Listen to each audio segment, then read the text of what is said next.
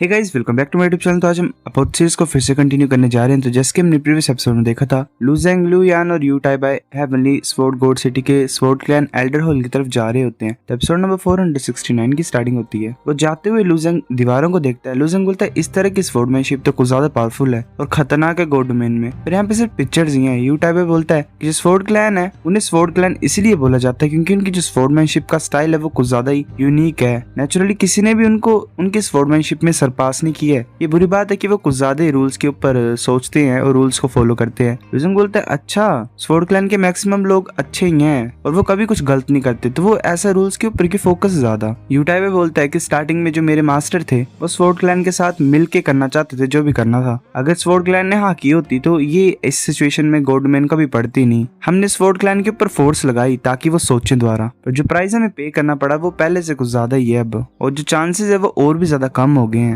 लू ज़ेंग बोलता है कि आपने मैनेज कर दिया स्वॉर्ड क्लैन को फोर्स करने के लिए ताकि वो हमारी हेल्प करे। लू ज़ेंग सोच रहा होता है कि शायद पहले फादर का इनिशियल प्लान ये था कि वो डोंगफांग क्लैन के साथ फाइट करता और स्वॉर्ड क्लैन हेल्प करता, पर स्वॉर्ड क्लैन ऐसे रहा, उन्होंने कोई भी हेल्प नहीं की थी। यू टाइबाई बोलता है कि हाँ, अगर मैं तुम्हें सही तरीके से बोलूं तो मैंने स्वॉर्ड क्लैन को फोर्स नहीं किया कुछ भी करने के लिए, पर जो सिचुएशन है उन्होंने फोर्स कर दिया। एक तरह से सिचुएशन ही ऐसी हो गई कि उनको करना ही पड़ेगा। वो फिर स्माइल करता है और बोलता है, ऐसा लग रहा है कि वो हमसे भी ज्यादा टेंशन ले रहे हैं क्योंकि जो ओल्ड मैन जियान वू है ना वो यहीं पे है। जैसे वो एंटर करते वहाँ पे काफी लोग होते हैं।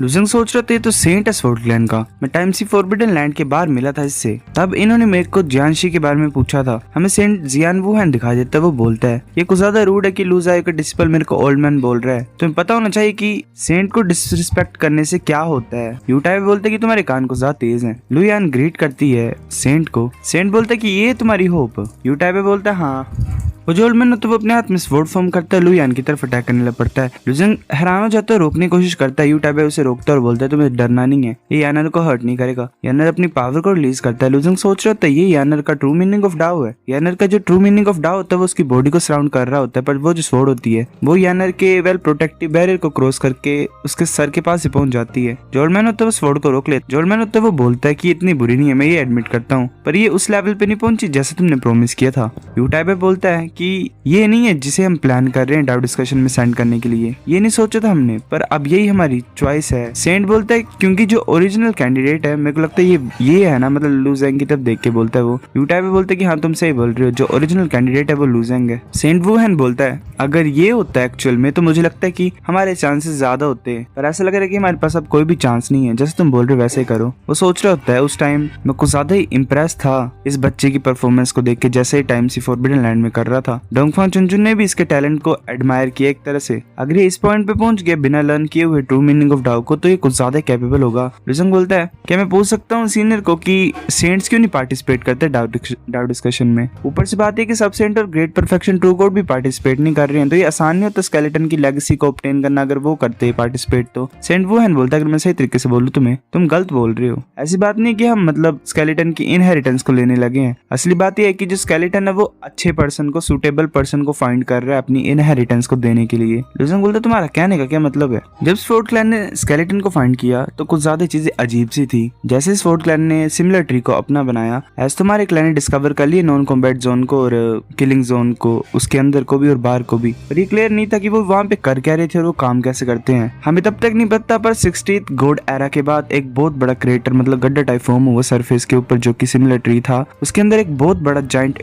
इंसेक्ट था जो कि बहुत लंबा था। वो सिमिलर ट्री की गुडविल को मतलब रेजिस्ट कर पा रहा था और फिर आसपास की स्वॉर्ड सिटीज को डिस्ट्रॉय कर रहा था। उस टाइम पे जो नॉन कॉम्बैट जोन का इन्फ्लुएंस था उसकी वजह से हम अटैक नहीं कर पा रहे थे। फिर लास्ट में हमने एक बहुत बड़ा फ्लेम का केज बनाया जो कि उस इंसेक्ट को पकड़ के रख रहा था। फिर मेरे पास एक आइडिया आया, हमने एक मतलब गेट टाइप फॉर्म किया और उस जाइंट इंसेक्ट को सिमिलर ट्री की तरफ लेके गए। तो जैसे वो जाइंट इंसेक्ट था वो किलिंग जोन में एंटर हुआ, मैं बाकी सेंट के साथ मिक्स होके उसको मार दिया। तब मैंने फिर ऐसे इस बेकार सी चीज को खत्म करके हमने ओरिजिन फाइंड कर लिए। हमने उस क्रेटर को एक्सप्लोर किया जो कि उस जाइंट इंसेक्ट ने बनाया हुआ था। जो वो गड्ढा था उसने बनाया हुआ वो कुछ ज्यादा ही डीप था, जितना हमने सोचा था उससे भी ज्यादा। जो डिस्टेंस था वो सेम ही था कि हम सिमिलर ट्री के ऊपर से नीचे ओशन तक जा रहे हैं। हम ऐसे नीचे मूव करते करते हम एक जगह पे पहुंचे जहाँ पे एक स्केलेटन था। वो जो स्केलेटन था वो कुछ ज्यादा strong true meaning of goodwill और मैलिस को निकाल रहा था। वही सोर्स था सिमिलर ट्री के नॉन कॉम्बैट जोन का और किलिंग ओरा का। उस टाइम पे स्केलेटन की आइडेंटिटी को फाइंड करने के लिए सेंट ज़ायो और टर्टल डोव सेंट साथ में काम कर रहे थे। उन्होंने स्पेशल संस्कृत इंस्क्रिप्शन को डिसाइफर किया और ये डिटरमाइन किया कि जो गॉड डोमेन है वो एक्चुअल में एक शिप है और जो ये स्केलेटन है वो कैप्टन था। जैसे कि संस्कृत था उसमें लिखा हुआ था कि जो स्केलेटन है वो किसी पर्सन को फाइंड कर रहा है अपनी लेगेसी को पास करने के लिए। अगर उस पर्सन ने असली मीनिंग ऑफ डाओ को कॉम्प्रिहेंड किया होगा और उसका cultivation level great perfection true God से कम होगा तो वो अपनी इनहेरिटेंस उस पर्सन को दे देगा। कुछ सेंट्स ने ट्राई किया पर वो फेल हो गए, इसीलिए हम डाओ डिस्कशन को होल्ड करते हैं। लिजुंग बोलता है ऐसा लग रहा है कि जो सबसे बड़ी कॉन्फ्लिक्ट थी मेरे फादर और डोंगफान चुनजुन के बीच में वो इसी वजह से थी। यू टाइबे बोलता है कि सिर्फ काफी ज्यादा रीजंस में से एक रीजन था, पर इस इंसिडेंट के बाद उन्होंने एक दूसरे के साथ फाइट करना स्टार्ट कर दी काफी ज्यादा प्लेसेस में। ये बुरी बात है कि स्वॉर्ड क्लैन ने कुछ ज्यादा टाइम वेस्ट कर दिया था। सेंट वुहेन बोलता है कि मैं स्वॉर्ड क्लैन के काफी ज्यादा सेंट में से एक सेंट हूँ, तो मेरे को अपने क्लैन के जो इंटरेस्ट है उन्हें भी तो देखना पड़ेगा पहले, पर अब सिचुएशन कुछ ज्यादा अर्जेंट है। जो स्वॉर्ड क्लैन वो ऑल आउट जाएगा सेंट ज़ायो की डॉटर को हेल्प करने के लिए, लेगेसी ऑब्टेन करने के लिए। लुयान बोलती है तुम्हें चिंता नहीं करनी है, मैं सभी की एक्सपेक्टेशंस तक मतलब पहुंचूंगी। लिजुंग सोच रहा होता है कि यान सिर्फ एक स्टेप पीछे है ग्रेट परफेक्शन ट्रू गॉड बनने के लिए। सीनियर यू टाइबाई और स्वॉर्ड क्लैन ने अपनी होप इसके अंदर डाल दी है। मैं ये मतलब मेरे को किसी भी तरीके से प्रोटेक्ट करना पड़ेगा और असिस्ट करना पड़ेगा। सेंट वुहेन बोलता है कि चलो अब डाउ डिस्कशन की तरफ जाते हुए एंटर कर रहे होते हैं। लुयान बोलती ब्रदर क्या ये सच है कि मेरे पास एक लिटिल नेफ्यू है? लिजुंग बोलता हाँ, वैसे फिर मूव कर रहे होते हैं। लुयान बोलती है वेल मेरे को पता नहीं कि मैं अपने लिटिल नेफ्यू को क्या दूंगी जब मैं उनसे मिलूंगी। तो लिजुंग बोलता भूल जाओ, वो बच्चा बड़ा ज्यादा भूखा है, ग्रीडी है, एक तरह से वो चीजों को ले लेता जो वो चाहता है, तो तुम्हें इसको देने की कोई जरूरत नहीं है वरना वो तुम्हें ब्लैकमेल ही करेगा। फिर बाकी हमें लोग भी दिखाई देते हैं, वहाँ पे डोंगफान टाइक्विंग भी होता है।